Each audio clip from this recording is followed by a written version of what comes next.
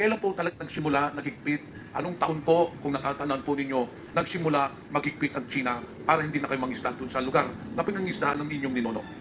Dahil sa kakayahan po na lagi po ako nangingisda dyan is, ako po talaga ang unang kinarasang China dyan ng 2014. Pero sa panahon naman nung nangyari na naging presidente si Rodrigo Duterte, kaya muli po kaming nakabalik. Pero sa panahon ngayon po, hindi po namin alam dahil din sa sinasabing gentleman agreement, bigla pong nag-alarma na naman ng China na Kasi lumabas po sa TV, itong Chinese ambassador ay nagsalita na may nagkaroon daw ng panahon ni Pangulong Duterte ng gentleman's agreement. Kaya tinanong ko po sa inyo kung kailan talaga nag-quit. Kasi maaaring nagkaroon nga ng gentleman's agreement between the past administration at saka ng Chinese government. Kaya nainganyo o naging agresibo mula nung panahon ni President Duterte dahil nga dito sa gentleman's agreement. Sinasabi ho ninyo, 2014, ni panahon po ni Pinoy yun, but then lately, nakita po natin, masyado talagang agresibo sila bago pa man dumating ang administrasyon ni President Marcos. No? Sir, mula nung, gaya nga ng sinabi ko, mula nung umupo si Presidente Duterte,